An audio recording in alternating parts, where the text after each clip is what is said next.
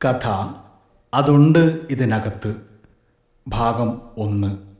എഴുതി അവതരിപ്പിക്കുന്നത് അമീൻ ജൗഹർ. അതവിടെ ഉണ്ടായിരുന്നതാണോ അതോ പിന്നീടെപ്പോഴോ വന്നു കയറിയതാണോ എന്ന കാര്യത്തിൽ നാട്ടുകാർക്ക് വേണ്ടത്ര കൃത്യതയില്ല. സാധാരണഗതിയിൽ ഇത്തരം സാന്നിധ്യങ്ങൾ വെളിവാകുന്നത് ഒരു മനുഷ്യൻ അപ്രത്യക്ഷമാകുന്നതിലൂടെയോ അല്ലെങ്കിൽ പരിസരത്തെ ചോരമണം കൊണ്ടോ ഒക്കെയാണ്. ഇനി അതല്ലെങ്കിൽ പാതിരാത്രിയിലും നട്ടുച്ചയ്ക്കും ഒക്കെയുള്ള അസാധാരണമായ അപശബ്ദങ്ങൾ, പൊട്ടിച്ചിരികൾ, ആർത്തനാദങ്ങൾ, വവ്വാലുകളുടെ കൂട്ടക്കലമ്പലുകൾ, ഇങ്ങനെ പലതരത്തിലുള്ള കേൾവികളോ കാഴ്ചകളോ കാരണമാകാം. എന്നാൽ ഈ അടുത്ത കാലത്തൊന്നും ഇന്നാട്ടിൽ അങ്ങനെ ഒന്നും ഉണ്ടായിട്ടില്ല.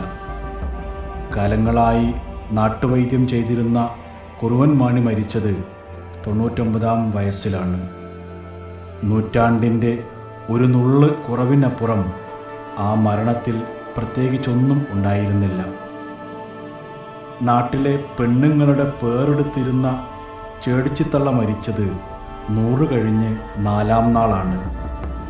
പിന്നെ വാസന്തി ചേച്ചിയുടെ മകൾ 18-ാം വയസ്സിൽ തൻ്റെ ശാലീന സൗന്ദര്യത്തിൻ്റെ ഒരു വസന്തം മുഴുവനും ഈ മണ്ണിലുപേക്ഷിച്ച് ജീവൻ വെടിഞ്ഞത് ദീനം വന്ന് തന്നെയാണ്.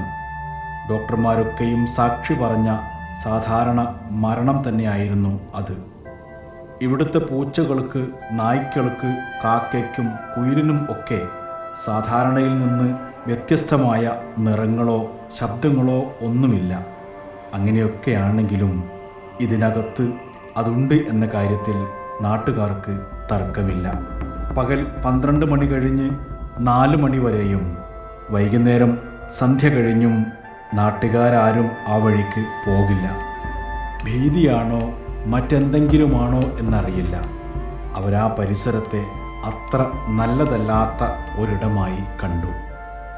ഇനി നല്ല പകൽ നേരത്ത് രാവിലെയോ വൈകുന്നേരമോ ഒക്കെ ആ വഴിക്ക് പോകേണ്ടി വന്നാൽ തന്നെ ഒന്ന് കോട്ടുവായിടാനും ഉറക്കെ ഒന്ന് തുമ്മിപ്പോകാനും സാധ്യതയില്ല എന്ന് എല്ലാവരും ഉറപ്പുവരുത്തിയിരിക്കും. ഇന്നോളം ആ പരിസരത്തൊന്നുമില്ലാത്ത ഒരപശബ്ദം ഞാനായിട്ടുണ്ടാക്കില്ലെന്ന് ഓരോ നാട്ടുകാരനും നിർബന്ധമുണ്ട്. ഇങ്ങനെയൊക്കെ ആയിട്ടും അതിനകത്ത് കയറി, അതും പാതിരാത്രി കഴിഞ്ഞ്, അങ്ങനെയൊരു കാര്യം ചെയ്യാൻ അയാൾക്ക് ധൈര്യം വന്നതെങ്ങനെ? കഥ അതുണ്ട് ഇതിനകത്ത് ഭാഗം 1 എഴുതി അവതരിപ്പിച്ചത് അമീൻ ജൗഹർ.